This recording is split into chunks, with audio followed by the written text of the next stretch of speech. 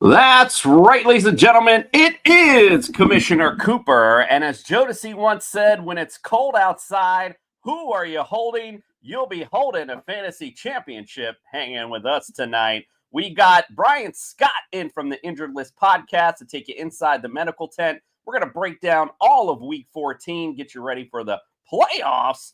And then, of course, our own Andrew LeDuc, Mr. Sophistication himself, will give you some sophisticated starts for this week. It's time for TSS Fantasy.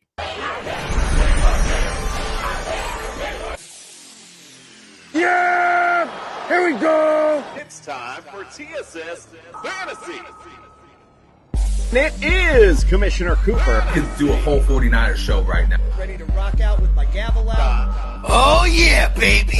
Don't sleep on my Patriots, you know. We're ready for football. That's Joe Burrow with this wrist, I'm curious. I find you guilty of all charges. although you consistent force in this Please develop some really great DJ Chuck Bass. This guy has been doing it ever since coming off. I hope you like the way I pimped He's you out. made 4 targets in all 3 of the classes. Game for the touchdown this year. You know, the great thing about being a football player is you don't have to take a shower to go to work. There it is. I'm curious, after hearing the intro, Justin, are you ready to do a whole 49er show right now? Yeah. You know what? I am ready. I've got some grievances to start airing out. All right, let's get things started tonight. We got a busy week 14 ahead of all of you. Either you're going into the playoffs, you're fighting to get in the playoffs. Either way, we're going to help you get there tonight. Let's get the introduction started. Welcome, Mr. Sophistication himself, Andrew LeDuc. Welcome into the studio, sir. Classy as ever, just a little cold tonight. It is very chilly, even down here in Florida. I had to close the dang windows, man. It's freezing down here for us. Man, anyway. how crazy that is for you. 50 cold. Justin Jesus Herrera, welcome in, my friend. Yeah, I can officially join that club. I am too cheap to turn on my heater, so I am just going to wear a sweater in the house. But here we go. The craziness here. Commissioner Cooper talking about 50s being cold. Bitch, I'm in 33 degrees over here. Come on down over to Maryland. Or better yet, go to LeDuc. Let's talk cold, motherfucker. Real Feel 14 today. Real Feel 14. Listen, yeah. My tropical butt is not used to all this chilliness, so yeah, that's how we do it. All right, let's pay the bills real quick. If you're watching on YouTube, do us a solid, hit like, throw your fantasy questions in, hit the notification bell, all the great things that you find when you go on YouTube. Please do it for us. Little things stopping you from doing it, big things popping for us when you do, so we appreciate it. Also, go to Underdog Fantasy, use the promo code TSS. There are a ton of fun fantasy daily fantasy prizes and games to play on there. So make sure you check them out and use our promo code so you can double your money. And then don't forget, if you're looking for some championship bling, and that's where we're getting to, look no further than Pro-Am Belts. They got you covered. All right, well, we're going to start things a little bit differently tonight. Brian Scott from the Injured List podcast, he's got to go out and kick some butt in hockey tonight. So we're going to bring him in first, and let's go over some of the big injuries for Week 14. LeDuc, take it away. A.J. Dillon just went into the medical tent a moment ago.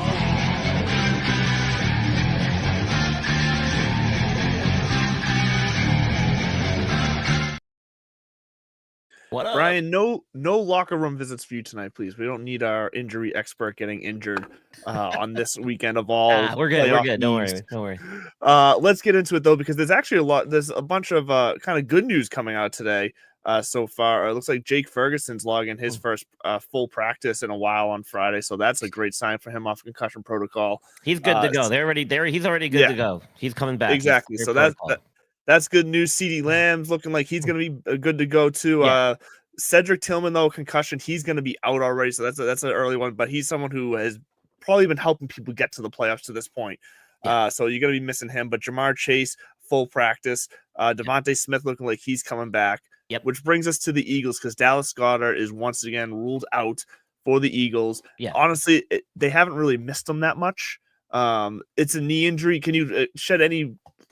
This knee injury seems to have been here for a little while. Is there even any hope that he's going to make it back at this point? There's talk that he might actually go on IR there because they're already saying that it's going to be a week-to-week thing, but they're not ruling out possible trip to IR.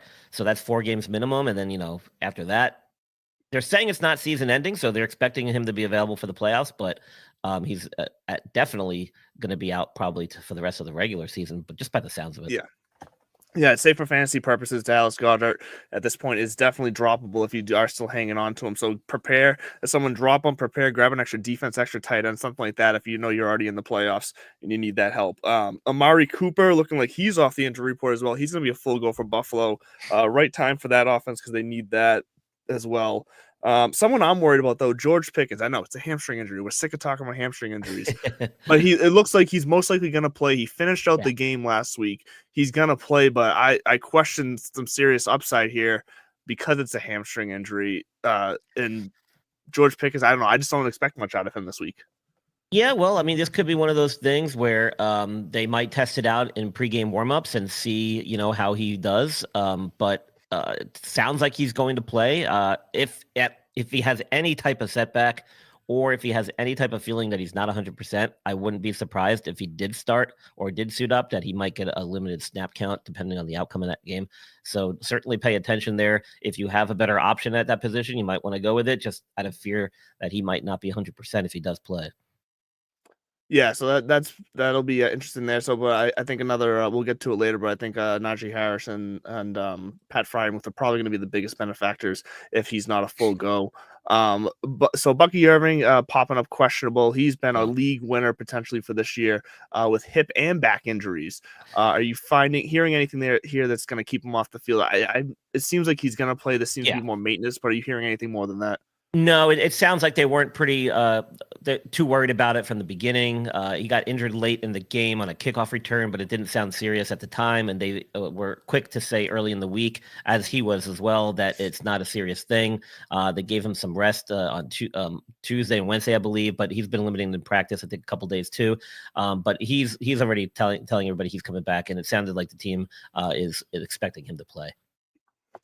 Someone who's leaning, at least from the news standpoint, possibly towards not playing is Malik Neighbors for the Giants. Hip, it looks like he was actually downgraded to a non-participant in practice today. I think he's going to get the questionable tag. It's like I think it's this nagging groin thing that he says he's been dealing with since college, and with the Giants season awash, and their quarterback position in the shambles, it's not worth potentially causing him to have to tweak that injury even more and maybe have some more serious consequences because of that. So they'll probably take it week by week with him and see how he does as he gets closer to game time each week. But again, this could be a game time decision. Maybe Sunday he'll feel good as they get closer to kickoff. But right now, after the downgrade today in practice, it sounds like that he's leaning more toward not playing, but I think he'll carry a questionable tag. Yeah, it certainly seems that way. Someone returning from IR this week too. The Jets are going to get, the big hero Allen Lazard back. With the state of Aaron Rodgers in that offense right now, who now is going to be out without Breece Hall as well. It looks like he's going to be activated and play this week. As a Garrett Wilson owner, I'm hoping this maybe somehow opens up things for Aaron Rodgers to feel more comfortable with both Lazard and Adams out there. So maybe to where maybe Garrett Wilson actually catches some of his 10 targets. But I'm not, in all seriousness, don't expect much from Allen Lazard, in my opinion. And you just mentioned Breece Hall got downgraded to doubtful today. Exactly. 25% chance he plays, so basically he's not playing probably. And the big concern there is whether or not this is that surgically reconstructed knee that he's been having a problem with the last couple of weeks here, which does raise some concerns and red flags. Because if there's anything going on in there structurally, that's a big problem. Correct, and obviously as we've seen some other running backs go down with the Christian McCaffrey and Jordan Mason fiasco. San Francisco for Justin. At least they have Isaac Guerrero to fall back on there, so we'll see there.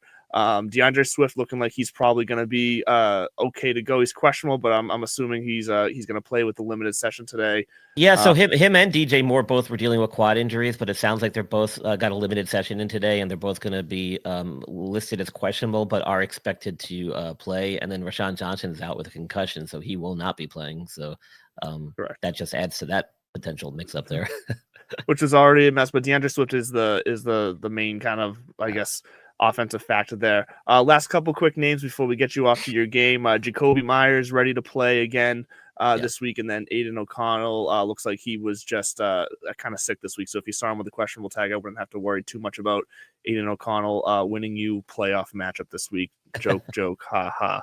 Anyone else you want to mention here, Brian, before you get off and hit the rink and get your team into the playoffs there? Yeah, there's a couple of guys. Keon Coleman with this wrist, man, he's been dealing with this thing since week 9. He's had like 2 weeks of limited practices, and even up until today, even he's not sure if he's playing this weekend. So who knows when he is or if he's ever going to come back.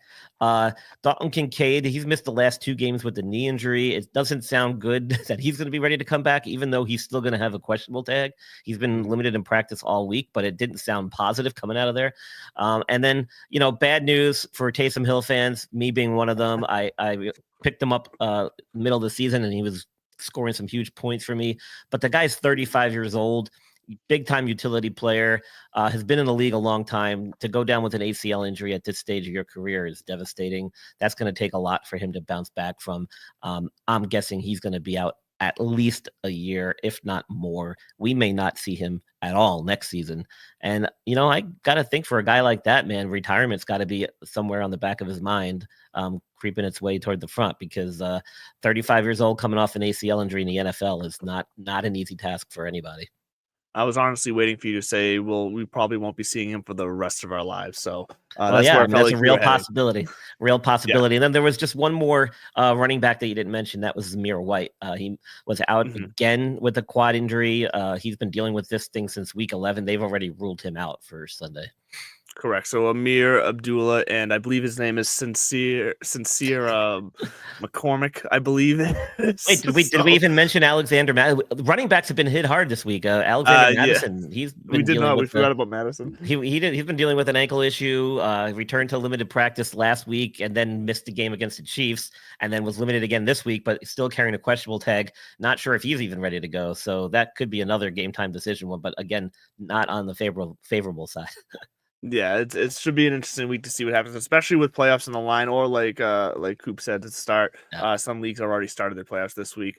But as always, Brian, fantastic knowledge from you when it comes to the injuries. Good luck tonight at your game. Thank you. And we will see you Sunday morning, as always. And until then, let's quickly hear from NeuroGuard, and we will get right back into the show. I'll wear my NeuroGuard tonight. Dr. Michael Hutchison has harnessed the latest in neuromuscular dentistry and impact technology to develop a mouthguard that does more than protect. It enhances. NeuroGuard Plus isn't just a mouthguard. By focusing on the jaw's physiological position, it provides an added layer of neuroprotection, significantly reducing the risk of sports-related neurological injuries. All athletes should be using a custom mouthguard designed to their bite position. NeuroGuard Plus was created as a means to maintain your physiological jaw position regardless of your bite. The appliance is designed to optimize your upper-lower jaw relationship to improve your strength, your balance, your oxygen intake, and drastically lower your chance of a concussion. Independent studies have shown that the NeuroGuard Plus will provide you with improvement to both upper and lower body strength. The same improvements were not present with a common mouthguard. Over 6,500 athletes have used the NeuroGuard Plus. Dr. Hutchison is happy to say that the amount of diagnosed concussions is 0.2%. The NeuroGuard Plus offers athletes, coaches, and parents an advantage to keep their players safe on the field. If you or your child actively participates in athletics, they need to be protected from the dangers of repetitive head trauma. Get your NeuroGuard Plus mouthguard today. Click on the link and use code ILP Sports for 10% discount on your purchase. Brian wearing the NeuroGuard tonight. I love it. All right, let's start things out and talk about last night real quick with some news.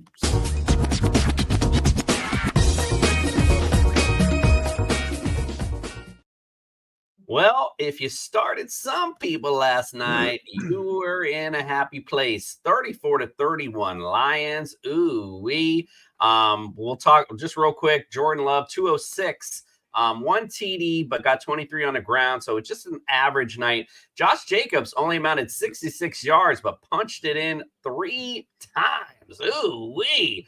Good night for Josh Jacobs. He's been kind of missing the end zone a little bit, made up for last night. Christian Watson, 4 receptions, 114 yards.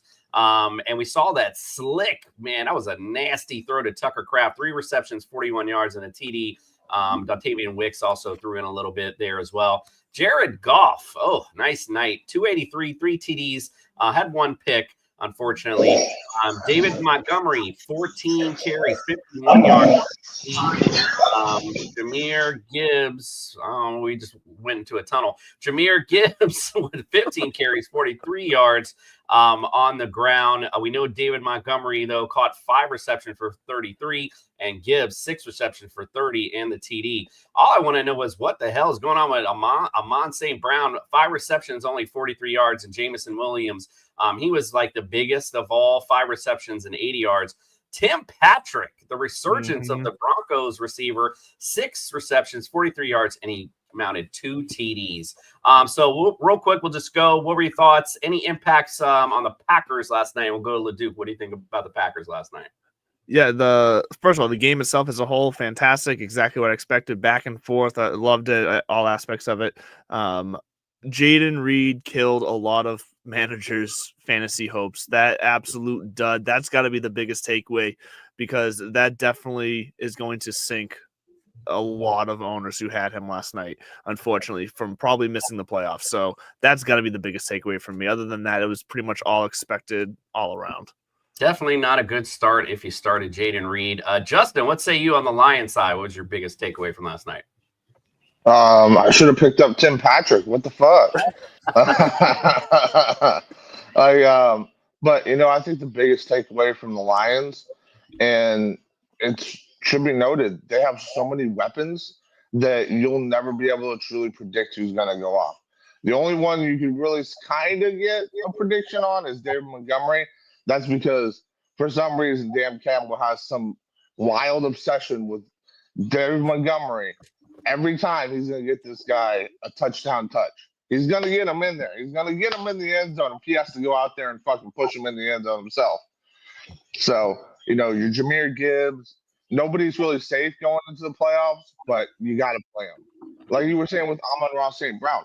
The problem with Amon-Ra St. Brown is Tim Patrick can go off, and you would never even know it. You find the weakness. So, yeah, Lions are looking like Super Bowl team. That's all I really got to say. Yeah, they really do. Doesn't look like it's them and the Eagles really pretty much, but there's some holes on the Eagles side. I don't see many on the Lions side, quite frankly. Nope. So, all right, well, winter has come, so get your dancing shoes on. Let's break it down. Break down. Bring it on down. Break down. Bring it on down. Bring it on down. All right, let's start off as we always do with the big game of the day, Jacksonville at Tennessee. You might actually see some good fantasy points in this, possibly.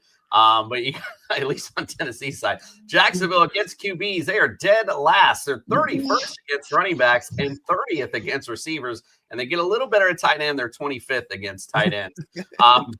Tennessee's 24th against QBs, 15th against running backs, 6th against receivers, and 7th against tight ends. So, Justin, we'll go to you first on this one. Give me your guys you like and don't like on Jacksonville's side. So I just want to say this. Tennessee seems to get blown out every single week, but they still seem to have really good numbers when it comes to defense against players. I don't know how that is correlating, but I'll just say this. I'm not in love with the idea of Mac Jones at all, but I found myself in a desperation move getting him on a team. And I'm scared shitless, but I looked back and I was just like, he's put on a 20-point performance, maybe. Tennessee's kind of vulnerable. That being said, I don't really trust Parker Washington to put on another great performance. A lot of my trust is going to be in Evan Ingram and Brian Thomas Jr. And really, I can't even put a lot of trust in ETN or Tank Bigsby right now, because I don't know if they're just going to go full Tank Bigsby and say, fuck ETN, his contract is almost up anyways, or if they're just gonna stick with whatever shitty plan they've been going with this entire season. So I'm just gonna say Evan Ingram, Brian Thomas, leave it at that, and good luck in the playoffs if you have any Jaguars players. Leduc, what do you think on the Titan side? The Titans side got a little bit more, I guess, bright spot because of that Jaguars defense. You know, Will Levis should be able to put up a serviceable performance this week. I think there's still going to be plenty of errors from him, but this just does feel like a game where both sides are just going to be throwing the ball around. It's going to be ugly throwing, but there's going to be throws going around, so there's going to be guys catching them. And I don't see any reason why Nick Westbrook-Akine does not find the end zone again, because it's happening too much. He's got an absolute juicy softball of a matchup in this Jaguars defense. So I'm looking there. I want same thing. I'm not really looking at Tony Pollard too much this week. The running back room doesn't really get me excited. That's, I guess you can say, the one part of the Jaguars defense that is decent against the run. And then I guess keep an eye out for Chiga Okonkwo, who had I feel it was like 9 targets last week or something like that. He had a decent amount of targets. He's getting in the mix a little bit more. So, but the main guy here is got to be Nick Westbrook-Akine. I'm going to be starting him in my home league this week, just basically for fun, because my opponent, last place, has given up, has starting 5 guys on bye, Breece Hall, who's now out, and I think I'm going to be going up against 3 guys. So I'm just going to have fun with it this week. Yeah, I like say his name, Commissioner. Say his name. Well, actually, not to give anything away, but he's part of. I'm going to have to say it on Sunday because he is on my ultimate DFS lineup this week. You got to like Calvin Ridley too in this matchup. Jacksonville loves to get big plays to the receivers. And just real quick on Jacksonville's side, I do like Ingram in this matchup because, quite frankly, they're going to have to throw to somebody. Tight ends, and he's been consistent, not doing a lot yards wise, but at least getting 5 catches or so a game. So he's least consistent. That's what you want to see, especially with all the buys going on this week. You might have to put him in, and I think you'd be okay regardless. All right, let's go to the next one. Vegas at the Bucks.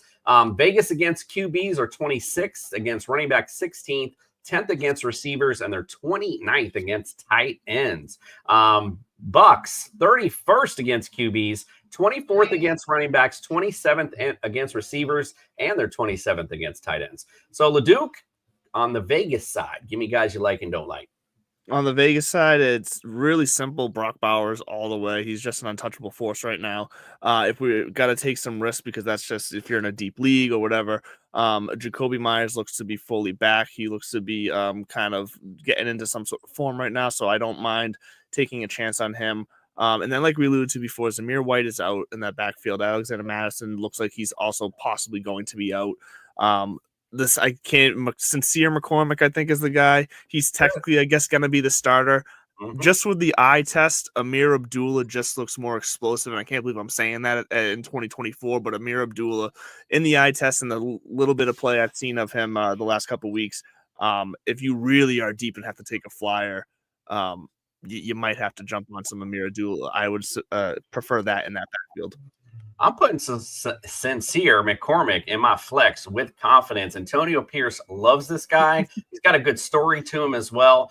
So I like it. I agree with you. I think Abdullah does have some upside, but I think that's going to be more in the passing game. You're going to see a lot more on the ground from Sincere. So sincerely, I'll put him in my flex spot, especially against this Bucks D that just wants anybody to score on them.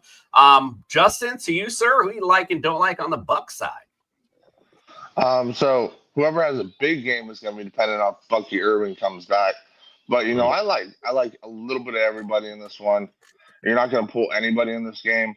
I would say maybe it could be a lot like last week where Baker doesn't impress nearly as much as you think he was going to because that offense is so impressive running-wise. Mm-hmm. So, I would say for sure Rashad White and Bucky Irving, if you got him, because this is the type of game where both running backs feast. And then, oddly, I'm okay with K. Dotton in this game. K. Dotton's kind of fallen off. Ever since Mike Evans came back, he's kind of fallen off. I think that if there's ever a time for this guy to get back into it, it's against this kind of weaker Raiders defense. So I'm throwing K. Dotton in there. And then Mike Evans, of course. And even though I said Baker Mayfield try and temper your expectations, you're going to play him regardless because Baker's. I mean, even in blowout games, Baker's had like 4 touchdowns before, so he's good to go. Yeah, I like that. Mike Evans a little banged up, so I 1,000% am on the Cade Otton train into this matchup. I think he's going to have a great day, as you mentioned, been a little bit under, and I think this is going to be one of those smash starts for him this week. You know, as I mentioned, Vegas 29th against tight ends. I mean, to me, that's a no-brainer, especially when you get a banged up Mike Evans. I think they're still going to feed him. Baker really intent on getting Mike that 1,000-yard season, but I still think you got to love Cade Otton in this matchup for sure. All right, let's go to the ultimate revenge game. The Falcons at the Vikings. Falcons are 25th against QBs. They're 8th against running backs, 28th against receivers, and 15th against tight ends. Minnesota, 11th against QBs. They are number 3 against running backs. Dead last still at receiver. As you mentioned earlier, it's just weird about the Titans. It's so strange. Minnesota winning all these games are dead last against receivers and 17th against tight ends. So, Justin, we'll go to you for this one. Let's go. Give me the Falcons side. Give me guys you like and don't like. Much like Kirk Cousins is the most unnoticed quarterback in the league, this is the most unnoticed, who cares revenge game of all time. I mean, honestly, I'm not up for this game, but I think it still has some potential for it. The Falcons have really been shit in the bed. I'm really not impressed by what's going on there offensively. I thought it was going to be a lot better. I thought maybe we'd see Penix, but I guess maybe they're going to get Kirk out there. So for this game, Minnesota, I like Bijan Robinson, and you can't trust Kyle Pitts. How many times are we going to say that every single season? You can't trust Kyle Pitts. The moment he starts getting into your heart and you're going, oh man, this guy is getting 5 catches a game, 70 yards. And then he starts going 0, 0, 0, 0, 0, 0. So I don't know what's up with him and Kirk Cousins connection, but playoff time's around the corner and I'm not trusting Kyle Pitts for sure. Drake London, you said it best, last against the receivers. Definitely going to go with London and Mooney. And then I would also, if I'm a legitimate playoff team, I'm looking at maybe picking up Michael Penix because this could be Kirk Cousins' last game of the season. I totally disagree with you. I can't believe you're sitting here saying I'm not excited. This is a cool game. I'm excited for it. And I think it's going to be good offensively too. So I think you smash start Kirk Cousins. You smash start definitely Mooney. I love it. I don't know about Pitts though. I feel you on that one. Yeah, Pitts is that's the one thing I agreed with you on was Pitts. Pitts is the Pitts so far this year. All right, we got our first question. We got a couple questions in here, but let's go to Juan Pena Jr. since we're on you already, Justin. Should he pick up Travis Homer off waivers since Roschon is out and Swift is questionable? What do you think Travis Homer's chances against your Niners? Yeah, definitely you should pick up Travis Homer. 49ers defense has been lackadaisical against the run. They're missing their starting defensive tackles, and they are also missing Nick Bosa. There was nothing to hold that line down. It is a sob story. I could literally go into a shouting match right now with Kyle Shanahan. I don't know what's going on there. But yes, I think it's a good idea to pick up Travis Homer. All right, I like it. All right, we'll go to you next, LeDuc. I think you're reading this already. So, yep. Juan, by the way, thank you so much for your questions. We appreciate you. All right, so who's he want? He's looking for his wide receiver 2, his RB2, and flex. Got Justin Jefferson as well. You read all this already, but just in case people listening on Spotify want to hear, got Justin Jefferson and Kyron as his running backs and his bench. Jawan Jennings, Worthy, Jacoby Myers, Darnell Mooney, Westbrook Akine, yes, Kenneth Walker, Zach Charbonnet, Breece Hall, which we've heard he's not going to play, and Ken Walker is his RB2, but he's also questionable, and he's questionable playing, honestly. All right, what do you think, LeDuc? Who's our wide receiver 2 and RB2 and flex? So I'm going to go with Jennings as the wide receiver 2, but I totally understand wanting to play Westbrook Akina. And you can make an argument there, but I'm going to say Jennings by a hair right now, just because that offense needs somebody with CMC out. Running back 2, that's honestly kind of easy because just keep Kenneth Walker in there. If he doesn't play, then you already got Charbonnet. You're good to go there. So that's an easy one there. And as far as a flex goes, I'm gonna follow exactly what I just said. And I'm gonna switch it up. Darnell Mooney in the flex because I agree with you, Jason, on this one. That game is gonna have some points. It's gonna be a fire offensive game, and I want all pieces of it. So Mooney in the flex. Get on the Kirk Cousins roller coaster. Is about to take off this week. I like it. I like the Darnell Mooney. It's hard to keep Westbrook-Ikhine out of your lineup, Mr. Chris Carter, the new Chris Carter right now. All he does is catch touchdowns. So, man, that's a tough one. But, yeah, I like Mooney a lot. Like we had just said, Minnesota dead last against receivers, so I absolutely love it.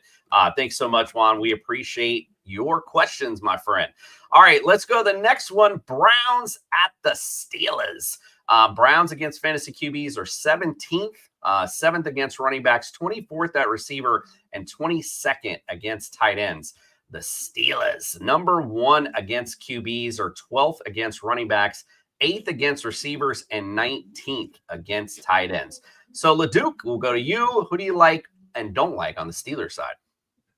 So as I mentioned earlier, when it comes to the Steelers, I'm not really trusting that George Pickens hamstring injury this week. So that's kind of going to be the framework for everything I feel here. I think Freiermuth steps up for them in that need. And I think Najee Harris and Jaylen Warren are both going to be heavily used because of that. Because Calvin Austin is also unlikely to play, I believe. He's also banged up. So if George Pickens isn't 100% and Austin is out, you're looking at Van Jefferson and Mike Williams or Ben Skowronek as your options. So I think it's going to be heavily used. Najee Harris, Jaylen Warren in the pass game, and Pat Freiermuth saw a bunch of targets last week. So that's who I'm looking at there, which means I'm also all right with Russell Wilson because I think there's just going to be enough kind of volume plays to go around there. Yeah, I like it. All right, well, let's go to Justin on the Brownies. Give me guys you like and don't like. Captain Mute makes his return. I was reading, my bad. No, it's all good. So, it's the normal guys out there. Go for Judy, put Chubb in there. Jameis Winston, even though it's a really good defense, he still had a pretty decent game against them the first time around, and it was in a snowstorm.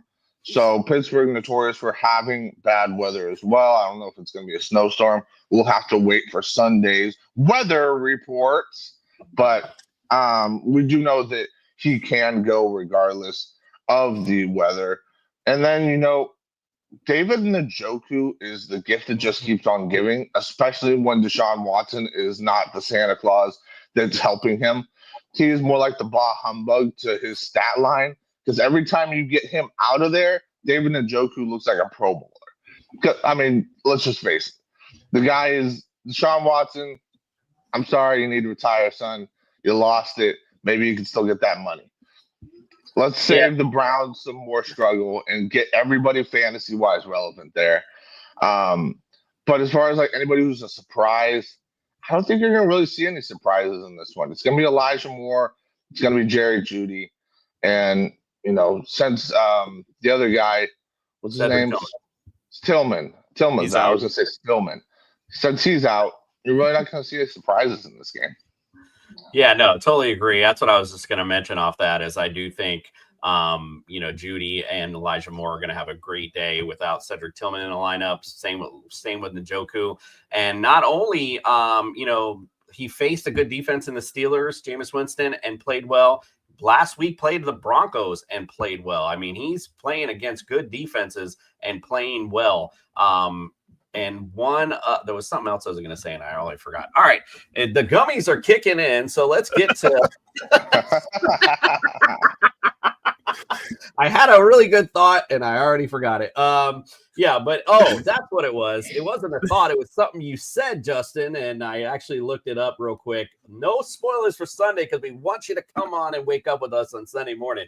But that game is calling for 47 degrees and likely rain. It doesn't say snow, but likely rain. The wind's at 13 miles an hour. So they're going to have some conditions in that game. So just something to throw out there. Maybe see a little Nick Chubb finally. Who knows? Miserable. The Steelers. That's a Steeler kind of game. All right, let's go to a huge matchup. Carolina Panthers are visiting the Philadelphia Eagles. Oh boy, this is going to be a good one. Against fantasy QBs, the Panthers, are 27th. They're dead last against running backs, 12th against receivers, and dead last against tight ends. Damn, Dallas Goedert. Philly against QBs are 7th. Running backs are 4th. Receivers are 5th and 9th against tight ends. Dang, that defense nasty. All right, Justin, what say you? Give me guys you don't like and don't like on the Eagles side. The Eagles side, bro. That side just cooks, though. Oh, man. I'm going to say I'm not going to like Devontae Smith on this one just because it's hard to come back.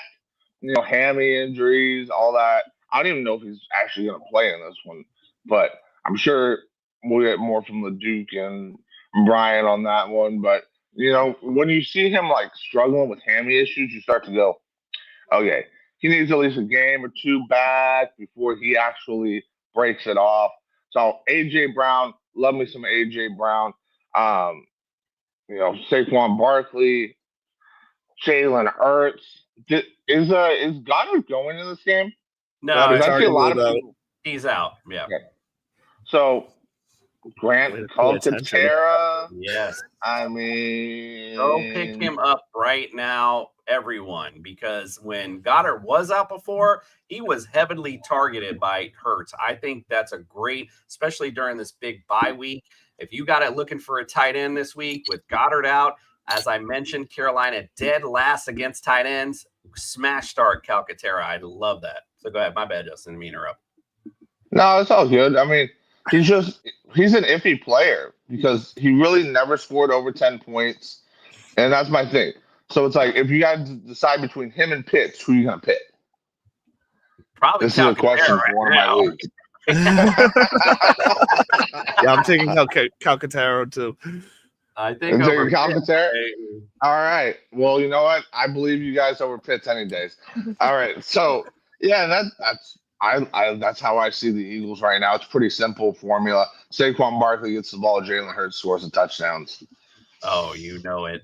But I do think Saquon gonna have a real big day because the only other question that was brought up is, are they going to rest him a little? They don't want him injured. This is the Panthers. Don't really need him that much.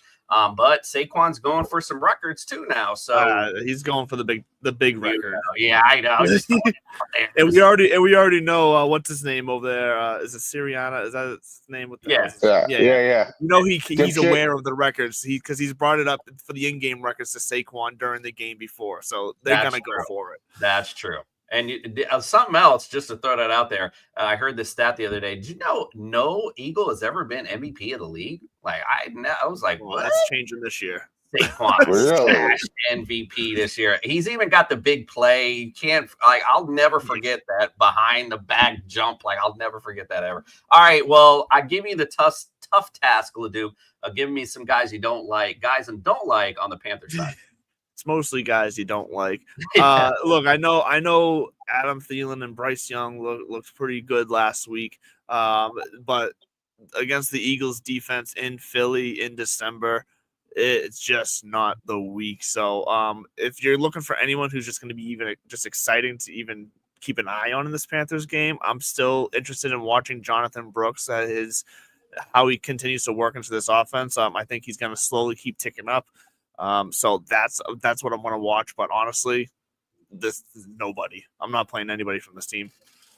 Yeah, the Philly run D has been great all season long. And listen, they're not throwing the ball to Chuba anymore. I don't even know why. They're throwing it to Brooks now that he's in. Right. And I put him in my ultimate DFS lineup last week, having 2.3 points. I literally was going on about how consistent Hubbard's been all season. Oh my God. Yeah, that was dumb. All right. So yeah, I totally agree. It's a tough matchup. Eagles D is him, if you will, or is they, as they put it. So yeah, nothing on the Panther side.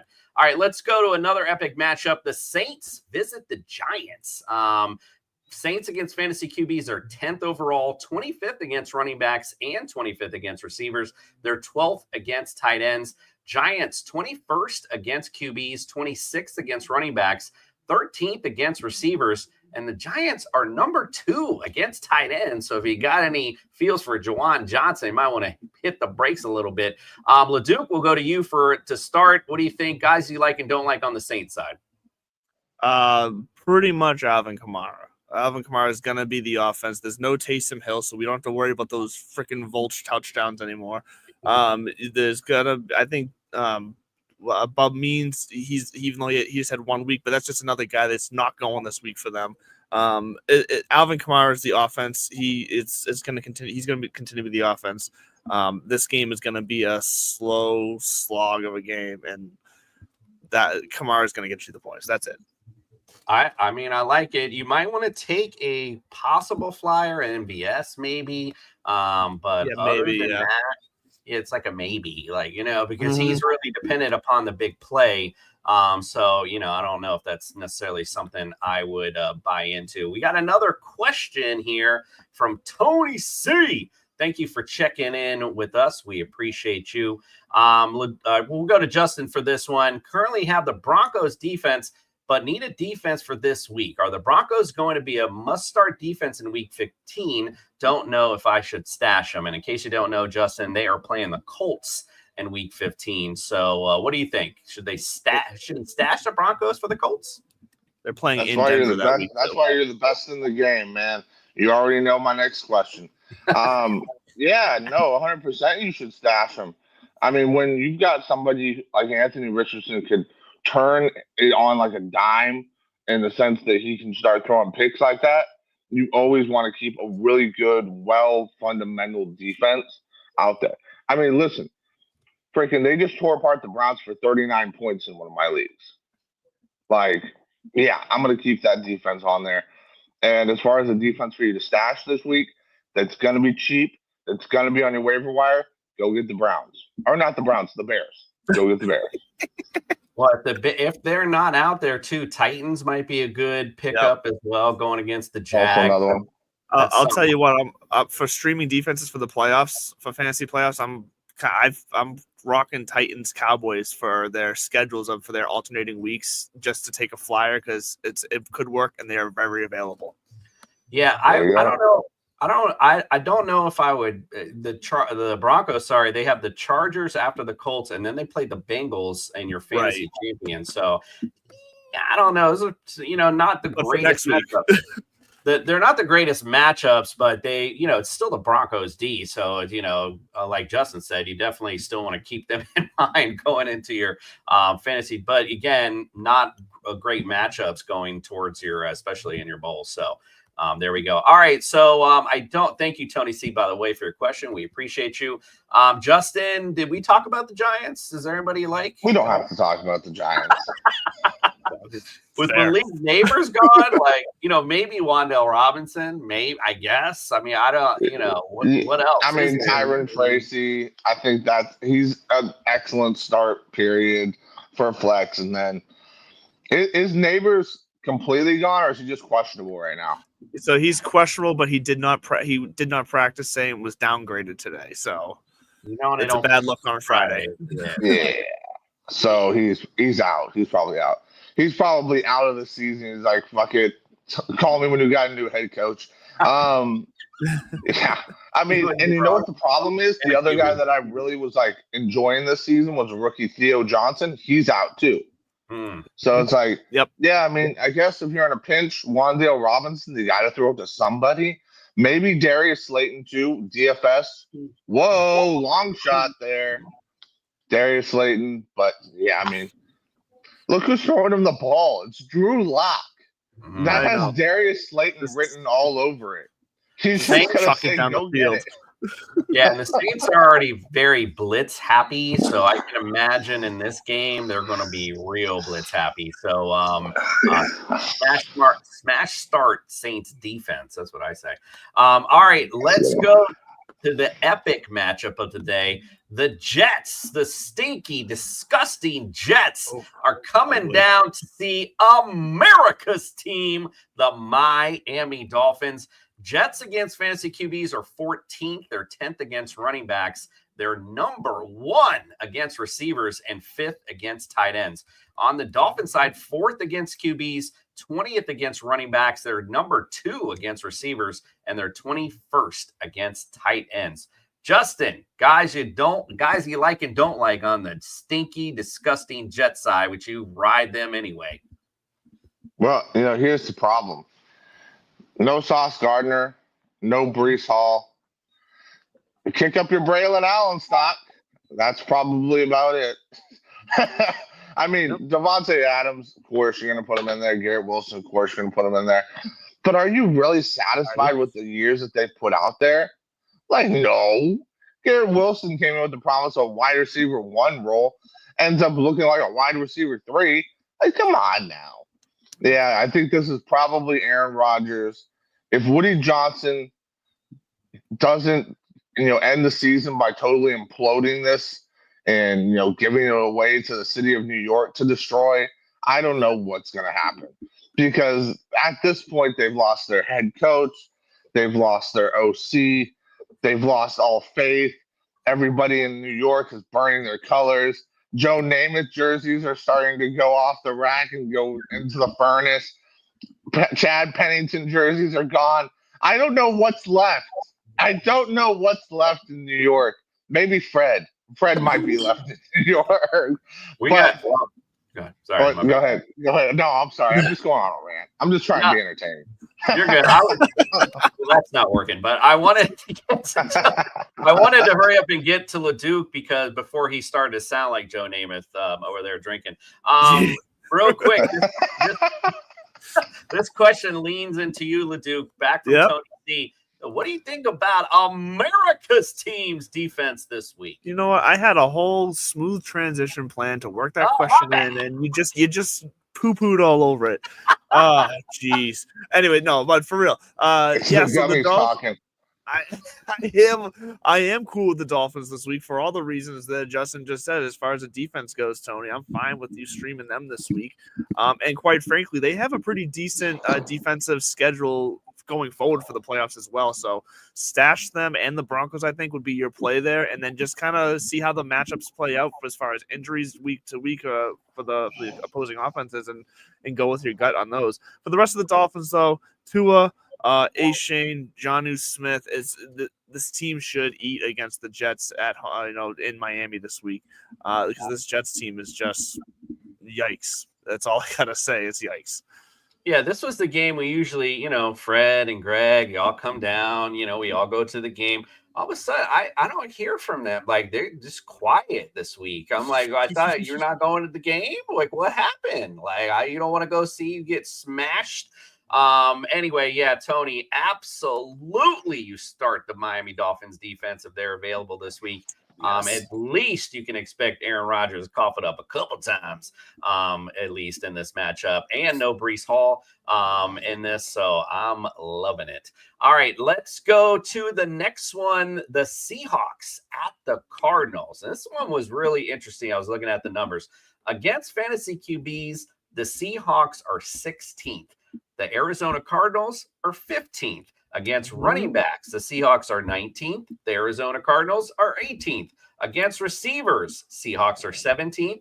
The Arizona Cardinals are 18th. I mean, you could not get any closer of a team other than obviously this one. Seattle's 20th against tight ends and Arizona's 6th. So very close team, and especially teams, and they're in the same division too. So this is going to be real interesting. Justin, who do you like and don't like on the Arizona Cardinals this week?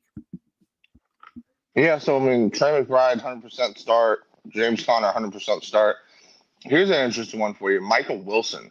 That might be a very interesting deep flex for you if you're needing to play just fresh off of a 5-catch game, and it's weird. Marvin Harrison Jr. it's been a weird season for him. He's up and down. I like the matchup, but I can't say with any, real freaking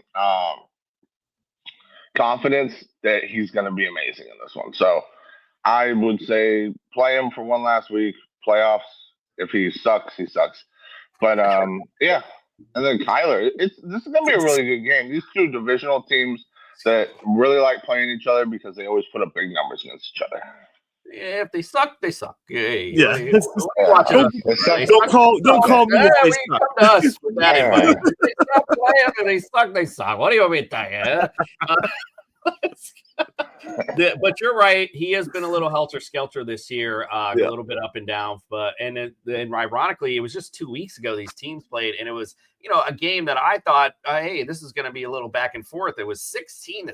It was like one of the biggest womps of the NFL season. So hopefully we'll see a little bit more excitement in this one. LeDuc, who do you like on the Seahawks side? Yeah, so I do think this game is going to be, I think, a lot similar to last night's game. I almost feel like that first matchup, given both of their positions in the standings, they almost didn't want to give away too much, knowing that this game was going to be the one that meant more. So I like this game to be similar to last night, the back and forth. So I like Geno Smith. I think Kenneth Walker, as long as he's good to go, I think he's got a good matchup here. And then I like the JSN play big time this week. You'll see it a little bit later in a little sophistication just to give that little bit away. But JSN should cruise this week because I do think there will be points to be had here. I could see both teams being in the mid to high 20s here. Yeah, I'm hoping that it gets back to what we thought it was going to be the first time and see a little bit back and forth in this one. That's kind of what I'm hoping for. These teams are, they're okay defensively, but they're not that good. But I don't think Seahawks are that good. I'll be holding the Cardinals 6 points. So we'll see. Hopefully we'll see a little bit more action in this one. Definitely a little bit of Trey McBride action for show.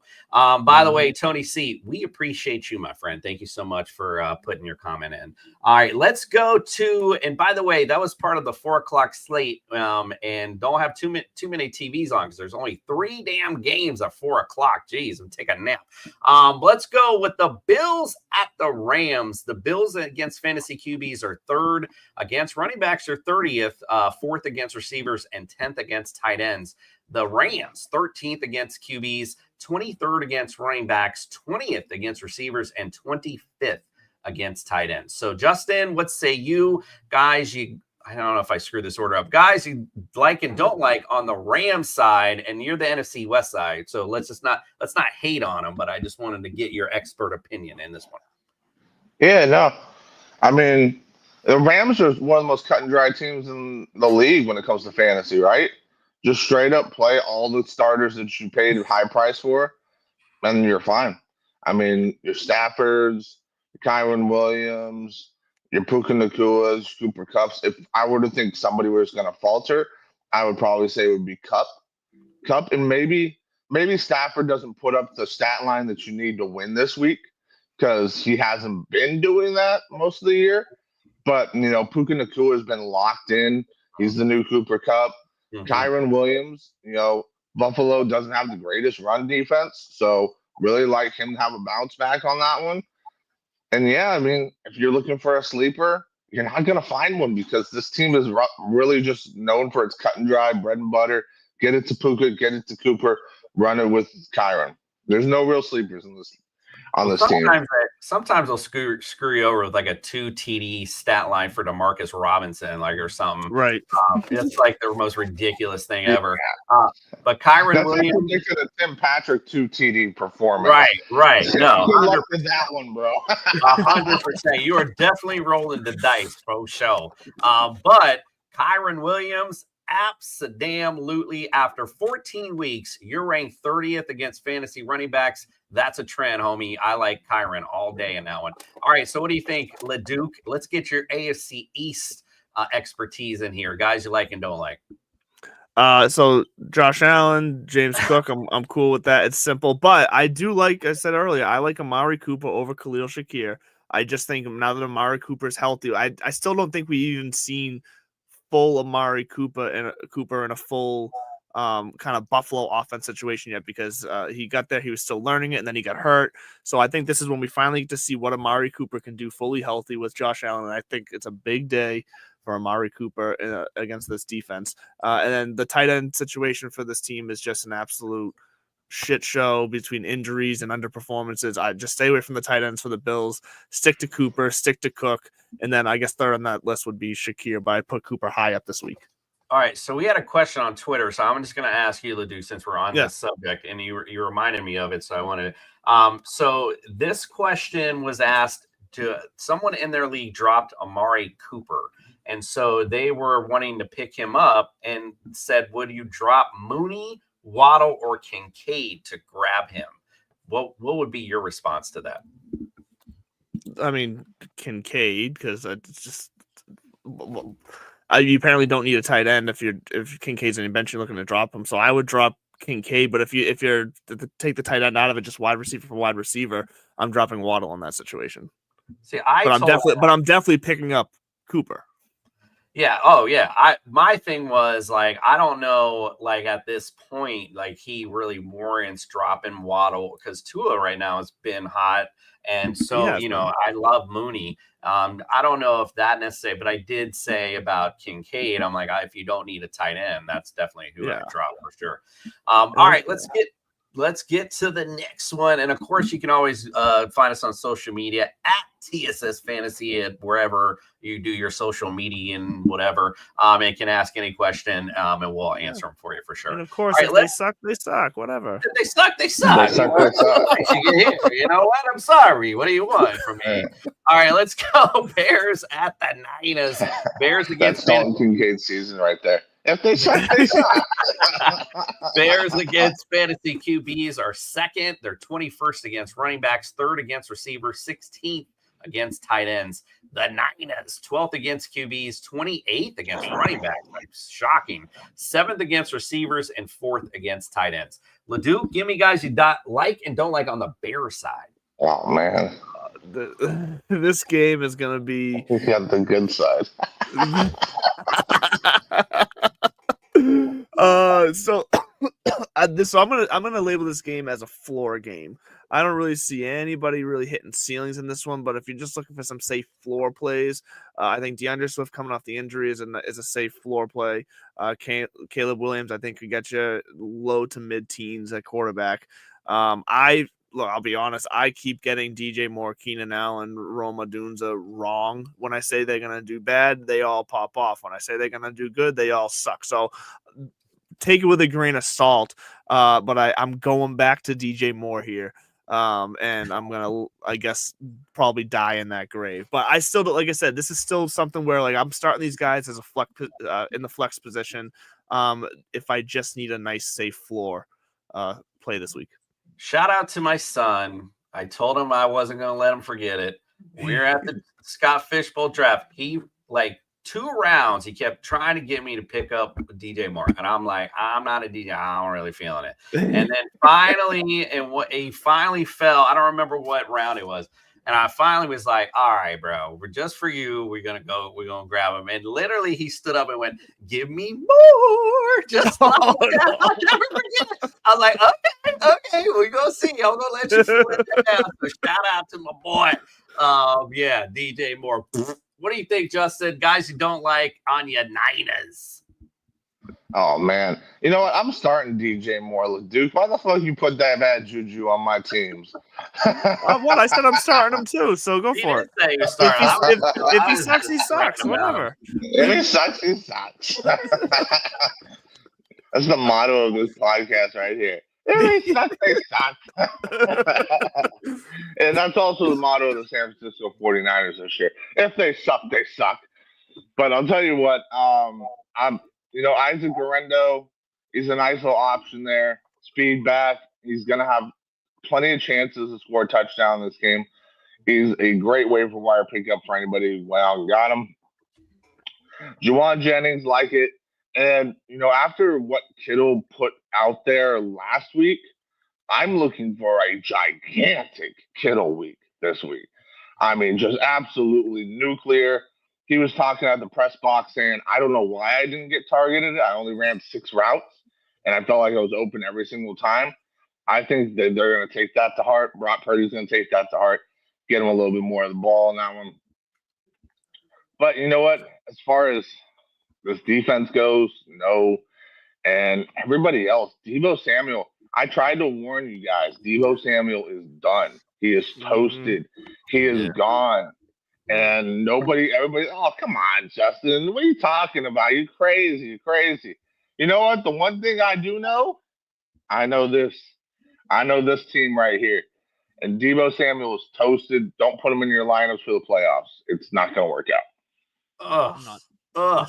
Because of course I got him, and I'm like, I gotta keep doing it. Oh, I'm starting Nick Westbrook Akina over him this week. Screw that. You're damn straight you are. that man has 20 catches and he's got 8 touchdowns. Come on, bro. That's crazy. That's crazy. Yeah, he's the new Chris Carter for sure. Hey, real quick, I just wanted to bring up, now I want to talk about your league, but I did make a trade in my dynasty league because I've just been hurting for running backs. Like Nick Chubb is like my main guy at running back. I mean, that's how bad it's been on my dynasty roster, but I've been killing it because I got Josh Allen, Jamar Chase, Devonta Smith, Marvin Harrison Jr., Trey McBride. So I'm stacked at receiver and tight end. So I'm still, but I needed something. So I did have Ramondre Stevenson and someone had Garendo. So I gave them my second round pick and Stevenson for Garendo, just so I had something for this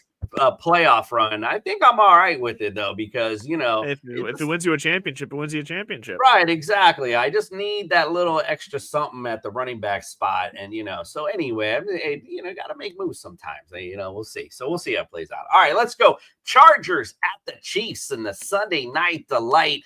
The Chargers against QBs are 9th. They're 6th against running backs, 14th against receivers, and 8th against tight ends. The Chiefs, 23rd against QBs, number 1 against running backs, 15th against receivers, and 30th against tight ends. All right, Justin, I think I've been depressing you enough. Give me guys you'd like and don't like on the Chiefs side. Oh, man, you continue to depress me. I wanted the Chargers side. No, I'm just kidding. This one, I think you got to go with Xavier Worthy in this game. One of Xavier Worthy's last big games came against the Chargers.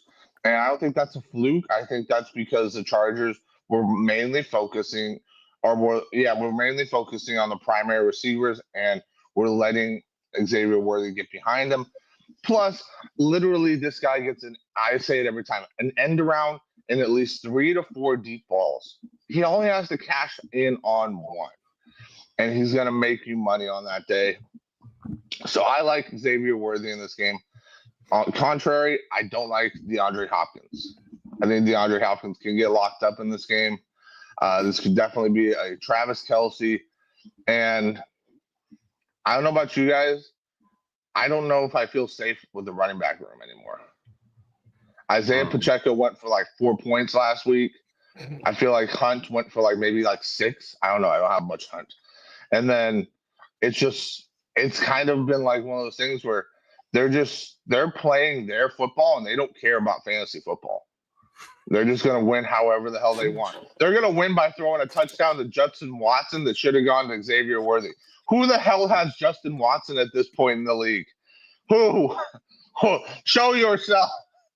This week's going to be like a Juju Smith-Schuster, 15 catches for 150 yards and 2 touchdowns. DeAndre Hopkins going to have 1 catch for 4 yards. What? Come on. So damn you, Andy Reid, for sure. And it's a Friday night when Justin's talking about end arounds and deep balls. That's for sure. Yeah. All right. We didn't ask for your schedule, dude. But dude, give me guys you like and don't like on the Chargers side.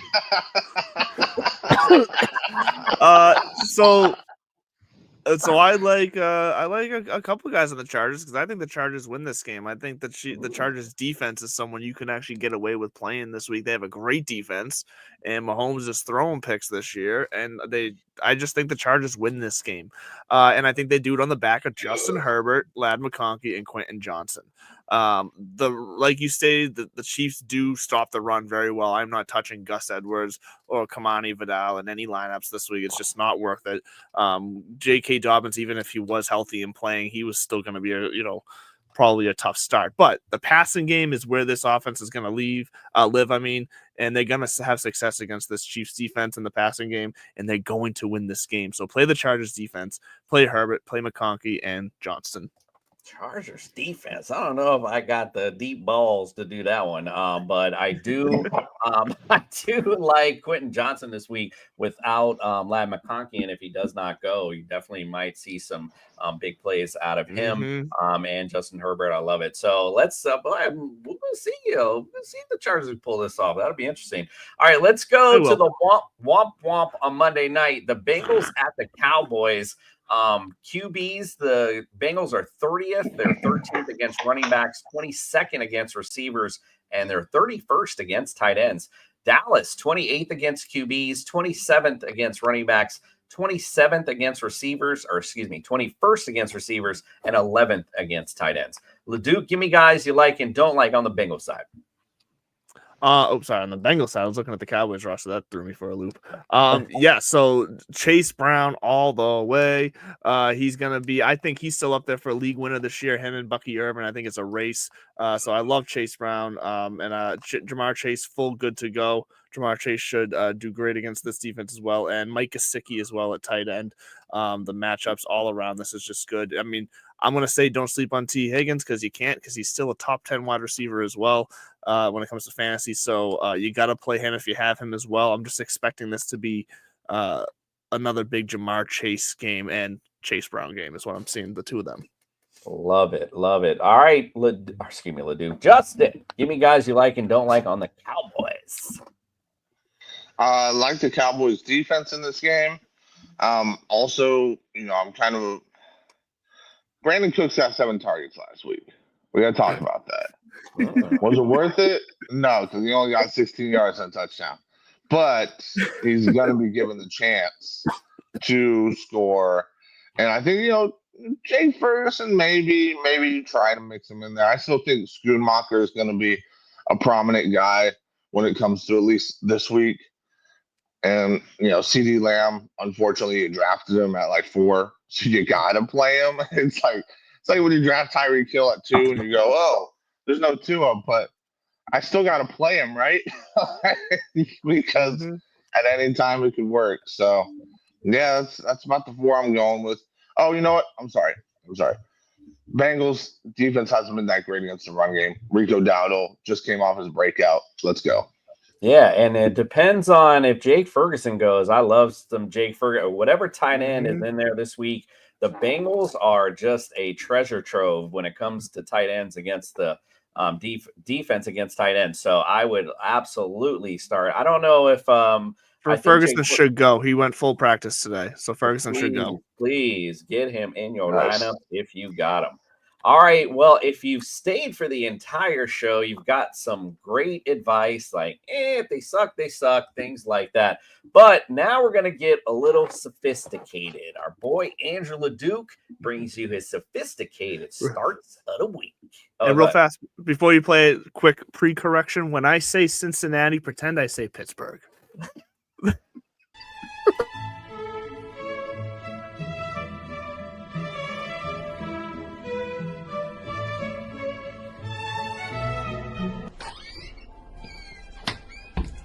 Oh la la! Oh, welcome to another. Fuck, it's cold. Damn, that's a cold ass honky. Contractually obligated. Shit. Okay. Classy starts then, since I'm contractually obligated to do this even in the cold. David Njoku. Let's start David Njoku, because David Njoku has a really classy matchup against Cincinnati, same division. He's got 17 targets last week, which was outrageous, so even if he gets half of that, he's going to hit your production for you. And then another guy that we can look at is Alvin Kamara. Alvin Kamara is the entire Saints offense. They're going to throw it to him. They're going to hand it off to him. If he can get in the end zone, which he should be able to, he's got a good matchup there. He's going to hit your ceiling for you easily. And another guy who we want to talk about is the entire offense. Not the entire offense, but when it comes to the passing game, JSN in Seattle, you got to like Jackson Smith and Jigba. Going to continue to get those targets, continue to get that production. He should be the best option in that passing game for Seattle going forward in this week specifically. So Jackson Smith and Jigba, David Njoku, Alvin Kamara. Classy as fuck this weekend. I'm cold as fuck, so Deuces. Damn, that's a cold ass honky. If he were to punch you in the face, you would have to fight off the strong urge to thank him. Deuces. I don't know. Nobody said that anymore. Please wake up. You know what? Sometimes things just come out of my mouth, and I'm like, did I just fucking do that?